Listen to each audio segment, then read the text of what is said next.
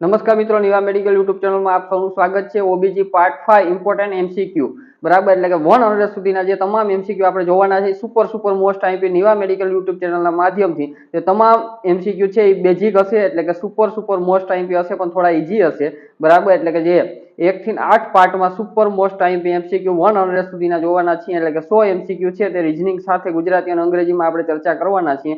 તે તમામ એક્ઝામો માટે સુપર મોસ્ટ આઈપી હશે। ત્યાર પછીના જે 100 એમસીક્યુ છે તેની સિરીઝ આપણે રેડી કરશું કે જેમાં બરાબર થોડા હાઈ લેવલના અથવા તો થોડા ડિફિકલ્ટ જે હશે બરાબર તેવા બધા એમસીક્યુ હશે, તે પણ તમામ એક્ઝામો માટે સુપર મોસ્ટ આઈપી હશે। ત્યાર પછી એડવાન્સ એમસીક્યુ સિરીઝ હશે બરાબર, જેમાં થોડા હાર્ડ લેવલના છે બધા એમસીક્યુ છે તે આપણે જોવાના છીએ ગુજરાતી અને અંગ્રેજી બંને ભાષાઓમાં, અને રીઝનિંગ સાથે એક ઓપ્શન છે તેનું સરળ રીતે રીઝનિંગ સાથે આપણે ચર્ચા કરવાના છીએ નિવા મેડિકલ યુટ્યુબ ચેનલના માધ્યમથી। તો હજી સુધી નિવા મેડિકલ યુટ્યુબ ચેનલ છે એને લાઈક, શેર અને સબસ્ક્રાઇબ ને જરૂર કરજો, અને વધારે તમારા મિત્રો છે તેને નિવા મેડિકલ યુટ્યુબ ચેનલ છે એની લિંક શેર કરજો, જેથી તમામ સ્ટુડન્ટ છે તે બધાને ઉપયોગી થાય। તમામ એમસીક્યુ છે સુપર મોસ્ટ આઈપી હશે। તો આજનો આપણો ફર્સ્ટ એમસીક્યુ એટલે 41 છે, the softening of the cervix during early pregnancy at about 6-8 week is known as. ગર્ભાવસ્થાની શરૂઆતમાં ગર્ભાશયના મુખને નરમ પડતું એ કયા સંકેત તરીકે ઓળખાય છે?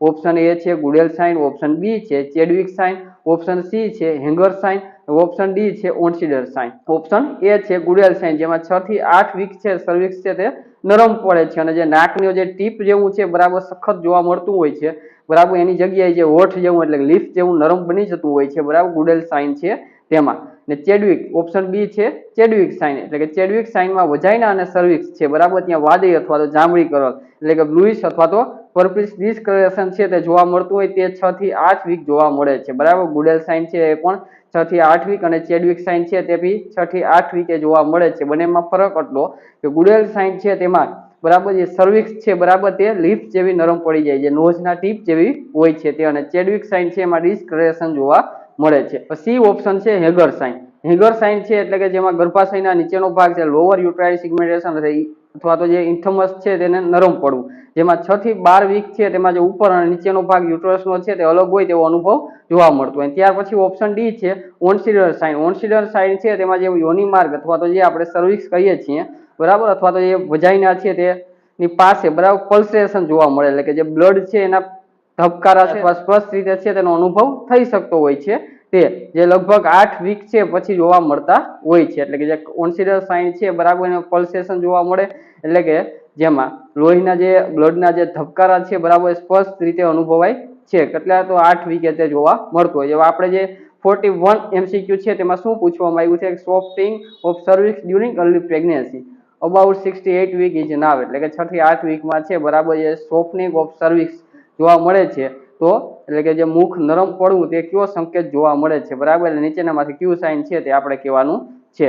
તો 41 એટલે 41માં એમસીક્યુ નો સાચો જવાબ છે ગુડેલ સાઇન। ગુડેલ સાઇન છે તેમાં 6 થી 8 વીકે જે સર્વિક્સ છે બરાબર તે નરમ પડે છે, એટલે નોઇઝ ટીપ જેવું છે તે લાગે છે તેની જગ્યાએ બરાબર જે લિપ્સ એટલે કે હોઠ છે તેના જેવું નરમ પડી જતું હોય છે। નેક્સ્ટ એમસીક્યુ જોઈએ, which of the following is the most reliable sign of true labor? સાચા પ્રસ્તુતિના દુખાવાની સૌથી વિશ્વસનીય નિશાની કઈ છે? Option A Braxton Hicks contraction, option B progressive cervix dilatation, option C rupture of membrane, option D backache. એટલે કે સાચા પ્રસૂતિના દુખાવાની સૌથી બરાબર રિલીબલ સાઇન છે તે આપણે જણાવવાનું છે 4 ઓપ્શનમાંથી। તો ઓપ્શન એ છે બેક્સ્ટલ હિક્સ કોન્ટ્રાક્શન બરાબર, જે ફોલ્સ લેબર પેઇન એટલે કે જેમાં ખોટો દુખાવો છે તે જોવા મળે છે। દુખાવો છે ને તે અનિયમિત અને જે ચાલવાથી અથવા આરામ કરવાથી ઘણીવાર છે ને તે મટી શકતો હોય, એટલે જે યુટ્રસ છે બરાબર તેનું જે મુખ અથવા ઓપનિંગ છે બરાબર તે ઓપન થતું નથી। ઓપ્શન બી છે પ્રોગ્રેસિવ સર્વિક્સ ડાયલેટેશન, જે ટ્રુ પ્રસૂતિ દુખાવો એટલે કે લેબર પેઇન છે બરાબર, ટ્રુ લેબર પેઇન છે એટલે સાચો લેબર એટલે પ્રસૂતિનો દુખાવો છે તે છે। સર્વિક્સ છે તે સ્લોલી છે ઓપન થતી જોવા મળે છે, અને ડાયલેટેશન અને ઇફેક્સમેન્ટ છે તે જોવા મળતું હોય છે। ઓપ્શન સી છે રપ્ચર ઓફ મેમ્બ્રેન। સરળ રીતે સમજીએ તો ગર્ભજળ છે તેની જે કોથળી છે તેને ફાડવી અથવા તો ફાટી જવી, પાણી છૂટું પડવું તે પણ આપણે કહી શકીએ। જે પ્રસૂતિની નજીકનો એક સંકેત છે, પણ સૌથી બરાબર વિશ્વસનીય અથવા તો રિલીબલ સાઇન ન કહી શકાય, કેમ કે ઘણી વખત છે બરાબર ક્યારેક જે પહેલા બરાબર જે લેબર છે તેની પહેલા પણ છે તે ફાટી શકતી હોય છે. ઓપ્શન ડી છે બેક એક, જે કમર છે તેનો દુખાવો, જે સાચો અને ખોટો બરાબર બંને હોઈ શકે લેબર પેઇન છે તેમાં બરાબર, એટલે યોગ્ય માપદંડ ન કહી શકાય કમરના દુખાવામાં. લાસ્ટ સ્ટેજ એટલે તબક્કો છે તેમાં વજન વધવું અને બાળકની સ્થિતિમાં કંઈ ફેરફાર થાય બરાબર, અથવા પ્રેઝન્ટેશનમાં કંઈ ફેરફાર થયો તો તેના લીધે પણ હોઈ શકે છે. હવે ટ્રુથ લેવલ છે તેના જે સિમ્પટોમ્સ છે તેમાં તો નિયમિતતા, એટલે કે જે પેઇન છે બરાબર એની તીવ્રતા છે તે ધીરે ધીરે વધતી હોય છે અને પેઇન છે તે જોવા મળતું હોય છે. ત્યાર પછી જે કમર છે બરાબર ત્યાંથી જે અબનોમિનલ છે એટલે કે જે પેટ છે બરાબર ત્યાં સુધી છે તે પેઇન છે તે જોવા મળતું હોય છે. એટલે કમરના ભાગથી પેટના ભાગ સુધી છે તે દુખાવો જોવા મળતો હોય છે. અને જે વજાઈનામાં છે લોહી છે બરાબર તેને બ્લડ બરાબર તેની સાથે એટલે કે બ્લડ યુક્ત હોય છે, જે ચીકણો પદાર્થ એટલે કે જેને આપણે મ્યુકસ પ્લગ છે તે કહીએ તે નીકળતો જોવા મળે છે. તો જે 42મો MCQ છે બરાબર, એમાં મોસ્ટ રિલીબલ સાઇન ટ્રુ લેબર છે તેના માટે જણાવવાનું છે. હવે તેમાં જે બેકસ્ટર્ન હિપ કોન્ટ્રાક્શન છે બરાબર, તેમાં તો ફોલ્સ લેબર પેઇન ખોટો જોવા મળે છે. પછી પ્રોગ્રેસિવ સર્વિક્સ ડાયલેટેશન બરાબર, એટલે કે જે સર્વિક્સ છે એનું ઓપનિંગ જોવા મળે છે અને ધીરે ધીરે સર્વિક્સ છે તે ઓપન થાય છે. ટ્રુ લેબર પેઇન પણ જોવા મળે છે, એટલે કે જે 42મો MCQ છે તેનો સાચો જવાબ ઓપ્શન બી છે. સી છે તેમાં રપ્ચર ઓફ મેમ્બ્રેન એટલે કે ગર્ભજળ અથવા તો જે પાણી છૂટું પડવું છે બરાબર, તે આપણે મોસ્ટ રિલીબલ નથી એટલે બહુ વિશ્વસનીય નથી, પણ તે લેબર માટેનું એક સાઇન છે તે માનવામાં આવે છે. ત્યાર પછી ઓપ્શન ડી છે બરાબર, તે કમરનો દુખાવો છે બરાબર, તે સાચો ખોટો બંને હોઈ શકે છે. ઘણીવાર છે બરાબર બાળકની સ્થિતિ અથવા તો માતા છે બરાબર એને વજન વધવાના લીધે પણ છે તે જોવા મળતો હોય છે. એટલે 42મા MCQ નો સાચો જવાબ છે ઓપ્શન બી, પ્રોગ્રેસિવ સર્વિક્સ ડાયલેટેશન. હવે નેક્સ્ટ MCQ જોઈએ 43. The process by which the baby head adapt to the size and shape of the mother pelvic is called. બાળકનું માથું માતાના પેલ્વિસના આકાર મુજબ ગોઠવાય તે પ્રક્રિયાને શું કહેવાય? ઓપ્શન એ છે એંગેજમેન્ટ, ઓપ્શન બી છે ઇન્ટરનલ રોટેશન, ઓપ્શન સી છે મોલ્ડિંગ અને ઓપ્શન ડી છે રેસિડ્યુશન.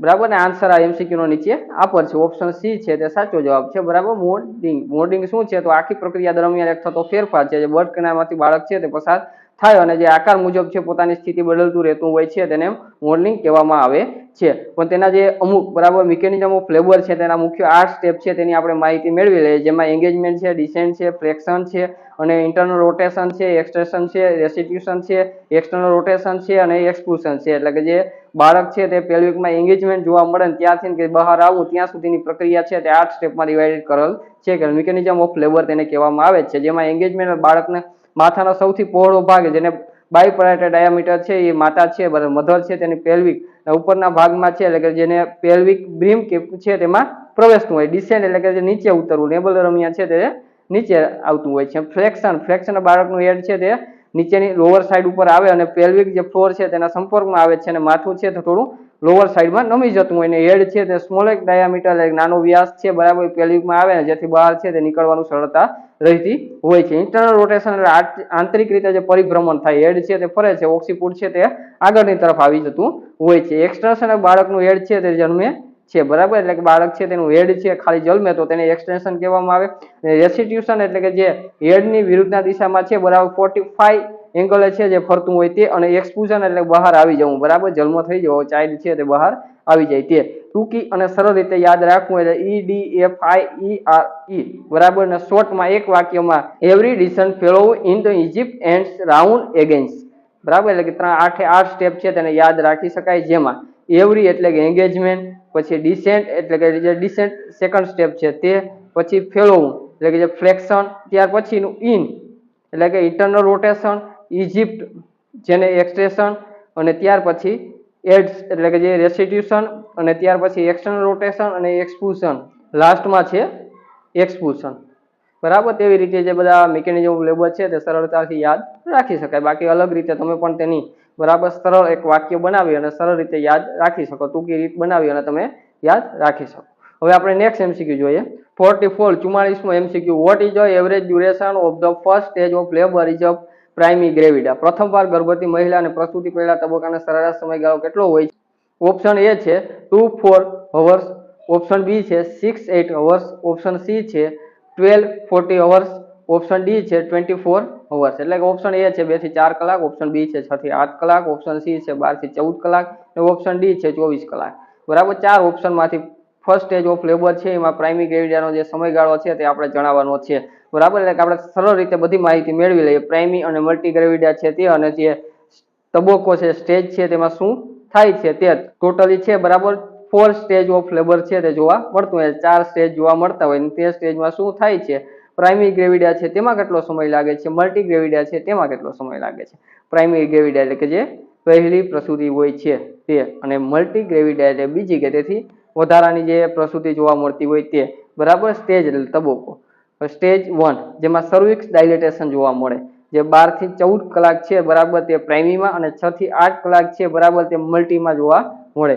સ્ટેજ 2 ડિલિવરી ઓફ બેબી એટલે બાળકનો જે જન્મ થાય છે તેમાં. બરાબર, પ્રાઇમરી ગ્રેવિડા હોય તો 1 થી 2 કલાકમાં અને મલ્ટી ગ્રેવિડા હોય તો 20 થી 30 મિનિટ જેટલો સમય લાગે છે. હવે સ્ટેજ 3 છે જેમાં ડિલિવરી ઓફ પ્લેસેન્ટા છે, તેમાં પ્રાઇમરી હોય તો 15 થી 30 મિનિટ લાગે અને જો મલ્ટી હોય તો 15 થી 20 મિનિટ જેટલો સમયગાળો છે તે જોવા મળે. હવે સ્ટેજ 4 છે ઓબ્ઝર્વેશનનું, તો ઓબ્ઝર્વેશનમાં પ્રાઇમરી ગ્રેવિડા અને મલ્ટી ગ્રેવિડા છે તેનો ઓબ્ઝર્વેશન ટાઈમ છે 1 થી 4 કલાક છે તે જોવા મળે છે. પ્રાઇમરી ગ્રેવિડા છે તેમાં સ્ટેજ 1, 2 અને 3 ત્રણે 3 સ્ટેજનો ટોટલ સમયગાળો છે બરાબર 15 થી 18 કલાક જેટલો જોવા મળે છે. અને મલ્ટી ગ્રેવિડા છે બરાબર એમાં સ્ટેજ 1, 2 અને 3 નો સમયગાળો ટોટલ 8 થી 10 કલાક જેટલો જોવા મળે છે. એક્ટિવ પેસ એટલે કે જે પ્રાઇમરી છે બરાબર તેમાં 1.2 સેન્ટીમીટર છે પર કલાકે જોવા મળતું હોય છે અને મલ્ટી છે તેમાં 1.5 સેન્ટીમીટર પર કલાકે છે તે જોવા મળતું હોય છે. એક્ટિવ પેસ છે તે. હવે આપણે નેક્સ્ટ એમસીક્યુ જોઈએ 45. At how many weeks of gestation in the fundal height at the level of the ઝિફિસ્ટર્નમ? ગર્ભાશયના કેટલા અઠવાડિયામાં ગર્ભાશયની ઊંચાઈ છે જે ઝિફિસ્ટર્નમ છાતીના હાડકાના નીચેના છેડા સુધી પહોંચે છે? ઓપ્શન એ છે 32 વીક, ઓપ્શન બી છે 36 વીક, ઓપ્શન સી છે 40 વીક અને ઓપ્શન ડી છે 28 વીક. હવે 4 ઓપ્શન છે તેમાંથી આપણે જણાવવાનું છે કે જે ઝિફિસ્ટર્નમ છે બરાબર તે ઊંચાઈએ છે બરાબર કેટલામાં અઠવાડિયે છે ફંડલ હાઇટ છે તે પહોંચે છે? તો અઠવાડિયા એટલે કે જે વીક છે તે અને ગર્ભાશયની ઊંચાઈ એટલે ફંડલ હાઇટ છે બરાબર તેની સરળ રીતે ચર્ચા કરી લઈએ. એટલે કે જે સ્ટાર્ટિંગ થી લઈએ તો 12 વીક એટલે 12 અઠવાડિયે છે બરાબર. સિમ્ફિસિસ પ્યુબિસ એટલે કે જે પેલ્વિક હાડકા છે તેની ઉપર જોવા મળે છે બરાબર. ક્યારે? તો 12 વીકે. 24 વીક છે તો અમ્બેલિકલ એટલે જે ડૂટી છે બરાબર એને સહેજ ઉપર જોવા મળતી હોય છે. 36 વીક છે તેમાં ઝિફિસ્ટર્નમથી જોવા મળતી હોય છે. એટલે કે જે ઝિફિસ્ટર્નમ છે એટલે કે છાતીના હાડકાથી નીચેનો જે છેડો છે ત્યાં સુધી છે તે જોવા મળતી હોય છે. સૌથી ઊંચું છે બરાબર ત્યારે જોવા મળે છે. ક્યારે? તો 36મા વીકે. ને 40મા વીકે છે બરાબર લાઇટનિંગ જોવા મળે છે એટલે નીચે ઉતરે છે, જેમાં 32 વીકના સ્તરે છે તે પાછું આવતું હોય છે. એટલે 32 વીક છે બરાબર ત્યાં જે સ્થિતિ જોવા મળતી હોય, જે સ્થાન જોવા મળતું હોય ત્યાં તે પાછું આવતું હોય. 32 વીકે ક્યાં? તો જે અમ્બેલિકલ્સ એટલે કે ડૂટી છે અને જે ઝિફિસ્ટર્નમ છે તેના સેન્ટરનો એટલે કે વચ્ચેનો ભાગ છે ને આજુબાજુમાં છે તે જોવા મળતું હોય છે. ઓપ્શન એ છે 32 વીક બરાબર ત્યાં બરાબર. જે 40 વીકે છે બરાબર તે પાછું 32 વીકના સ્તરે છે તે પાછું જોવા મળતું હોય એટલે તે સાચો જવાબ છે. અને ઓપ્શન બી છે 36 વીક બરાબર. 36 વીકે છે બરાબર ઝિફિસ્ટર્નમ છે તે સ્ટેજે જોવા મળે. એટલે આપણે જે 45મો એમસીક્યુ છે તેનો સાચો જવાબ છે ઓપ્શન બી 36 વીક. ત્યાર પછી સી ઓપ્શન 40 વીક બરાબર. તે જે મૂળ સ્થિતિ છે તે પાછું જોવા મળતું હોય 32 વીકે છે તે સ્ટેજ ઉપર છે 40 વીકે પાછા આવતું હોય એટલે કે લાઇટનિંગ સ્ટેજ જે છે ત્યાં. ને ત્યાર પછી લાસ્ટમાં છે ડી 28 વીક બરાબર. 28 વીક છે તેમાં અમ્બેલિકલ ઘૂંટી છે એને સહેજ ઉપર જોવા મળતું હોય. 36 વીક છે બરાબર એમાં ઝિફિસ્ટર્નમ એટલે કે તેને થોડું અમ્બેલિકલ જે ઘૂંટી છે એનાથી થોડું વધારે ઉપરની સાઈડ છે તે જોવા મળતું હોય છે 28 વીકે. તો નેક્સ્ટ એમસીક્યુ જોઈએ 46મો MCQ. Which vitamin is a give to every newborn baby immediately after birth to prevent bleeding? જન્મના તરત પછી રક્તસ્રાવ રોકવા માટે દરેક નવજાત બાળકનું કયું વિટામિન આપવામાં આવે છે? ઓપ્શન એ છે વિટામિન એ, ઓપ્શન બી છે વિટામિન સી, ઓપ્શન સી છે વિટામિન કે અને ઓપ્શન ડી છે વિટામિન ડી. બી અને સી છે બરાબર તે બંને વોટર સોલ્યુબલ વિટામિન છે અને તેના સિવાયના બધા ફેટ સોલ્યુબલ વિટામિન છે તે કહેવામાં આવે છે. તે બી યાદ રાખવું, સુપર મોસ્ટ આઈમ્પી છે. વિટામિન એ છે 9 મંથે આપવામાં આવે છે. મિનરલ્સ ઓરીની રસી સાથે વિટામિન એ છે તે આપવામાં આવે છે બરાબર. એવરી ન્યૂબોર્ન બેબી છે અને ઇમિડિયેટલી આફ્ટર બર્થ સમયે છે તે આપવામાં આવતું નથી બરાબર. આપણે એમસીક્યુમાં છે બરાબર તમામ જે નવજાત બાળક છે એને બરાબર જ્યારે આફ્ટર બર્થ એટલે જન્મ સમયે બરાબર પ્રિવેન્ટ બ્લીડિંગ એટલે કે જે રક્તસ્રાવ છે તેને રોકવા માટે છે ક્યું વિટામિન્સ છે તે આપવામાં આવે છે, તે આપણે સાચો જવાબ કહેવાનો છે. ઓપ્શન બી છે વિટામિન સી. વિટામિન સી છે એ માતા છે મધર છે એના મિલ્કમાંથી જ બાળકને મળી રહેતું હોય છે, બરાબર. તે જન્મ સમયે ઇમિડિયેટલી આપવામાં આવતું નથી. પછી ઓપ્શન સી છે વિટામિન કે. પ્રોટીન માટે અગત્યની જે જરૂરિયાત છે તે વિટામિન કે છે. વિટામિન કે ડેફિશિયન્સી બ્લીડિંગ બરાબર તે એટલે કે VKDB થઈ શકે, જેને જીવલેણ છે તે પણ હોઈ શકે, બરાબર. ને વિટામિન કે છે એનો ડોઝ છે 1 kg થી વધુ વજનવાળું બાળક હોય તો 1 mg અને 1 kg થી ઓછું વજનવાળું બાળક હોય જો 0.5 mg આપવામાં આવે છે. રૂટ તો IM આપવામાં આવે એટલે કે સ્નાયુ માર્ગમાં છે મસલ્સ છે તેમાં આપવામાં આવતું હોય, ને સાઈડમાં વાસ્ટુલ લેટરલ મસલ્સ છે ત્યાં આપવામાં આવે એટલે સાથળ છે, બરાબર. એના આગળનો બહારનો ભાગ છે ત્યાં છે તેને આપવામાં આવે છે. ને જે દરેક ન્યૂબોર્ન બેબી છે ને ઇમિડિયેટલી આફ્ટર બર્થ માટે જે પ્રિવેન્ટ બ્લીડિંગ છે તેના માટે છે તે વિટામિન કે છે તે આપવામાં આવે છે. ઓપ્શન સી છે બરાબર તે આપણે 46માં MCQ નો સાચો જવાબ છે. Option D vitamin D. Vitamin D છે બરાબર એ બોન એટલે હાડકું છે તેના વિકાસ માટે છે, બરાબર. તે ખૂબ જ જરૂરી છે, બરાબર. ને તે પછી પણ ટીપા સ્વરૂપે છે તે આપી શકાય, તેમાં કઈ ઇમરજન્સી રહેતી નથી. નવજાત શિશુઓ છે બરાબર એને જે પ્રોટીન ફેક્ટર છે બરાબર એની ઉણપ જોવા મળે છે, જેમાં 2, 7 અને 9 ને 10 જેટલા ફેક્ટરો છે, બરાબર. જે પ્રોટીન ફેક્ટર છે તેની ખામી અથવા ઉણપ છે તે જોવા મળે છે, એટલે વિટામિન કે છે તે ખૂબ જ જરૂરી છે. હવે નેક્સ્ટ MCQ જોઈએ. 47 47મો અ પાર્ટોગ્રાફ ઇઝ યુઝ મોનિટર. એટલે પાર્ટોગ્રાફ છે એનો ઉપયોગ શેના મોનિટરિંગ માટે થાય છે? ઓપ્શન એ છે fetal growth in the womb. Option B છે progress of labour. Option C છે ન્યૂબોર્ન વેઇટ અને ઓપ્શન ડી છે postpartum recovery.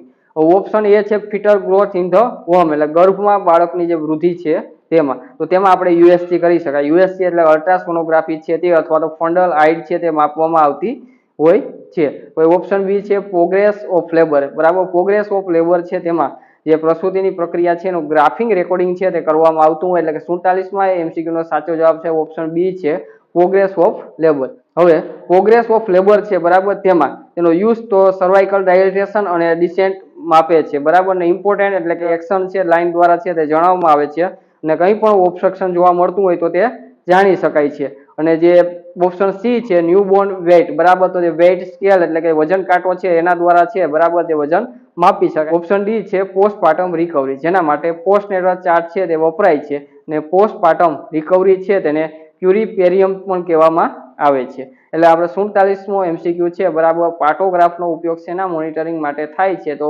Progress of labour, બરાબર. જેમાં સર્વિક ડાયલેટેશન ડિસન્ટ છે તેને માપે છે, બરાબર. ને ખાસ જે એક્શન લાઇન છે તે દ્વારા જણાવી શકાય છે કે કંઈ પણ ઓબ્સ્ટ્રક્શન છે તે છે કે નહીં, બરાબર. ફીટલ ગ્રોથ ઇન વોમ એટલે કે તેમાં છે બરાબર USG અથવા તો ફંડલ હાઇટ દ્વારા માપી શકાય. ને ત્યાર પછી બોન વેઇટ છે બરાબર તેને આપણે વેઇનિંગ સ્કેલ અથવા તો વજન કાંટો અથવા તો વેઇટ સ્કેલ છે તેના દ્વારા છે તેનું માપન કરી શકાય. 47માં MCQ નો ફોટોગ્રાફનો ઉપયોગ શેના મોનિટર માટે થાય છે? તો ઓપ્શન બી છે પ્રોગ્રેસ ઓફ લેબર તે સાચો જવાબ છે. હવે 48 MCQ જોઈએ. Best time for the first ANC visit, બરાબર. એટલે કે જે પહેલી તપાસ છે બરાબર તેનો બેસ્ટ ટાઈમ વિધિન 12 વીક જેટલી વહેલી તેટલી સારી, બરાબર. વિધિન 12 વીક જેટલું વહેલું તેટલું સારું. હવે ANC વિઝિટ છે તેમાં ફર્સ્ટ વિઝિટ છે 12 વીકે, બરાબર. 12 વીક અથવા 12 વીકની અંદરના સમયગાળામાં છે તે કરવામાં આવે છે. તેમાં શું કાર્ય હાથ ધરવામાં આવે છે અથવા મહત્વ શું છે? તો જે રજિસ્ટ્રેશન અને પ્રારંભિક જે બધી તપાસ છે તે હાથ ધરવામાં આવતી હોય છે. પછી સેકન્ડ વિઝિટ છે તે 14 થી 26 વીક છે તેની વચ્ચે કરવામાં આવતી હોય છે, જેમાં વૃદ્ધિ અને કંઈ મુવમેન્ટને લગતી તપાસ છે તે હાથ ધરવામાં આવે છે.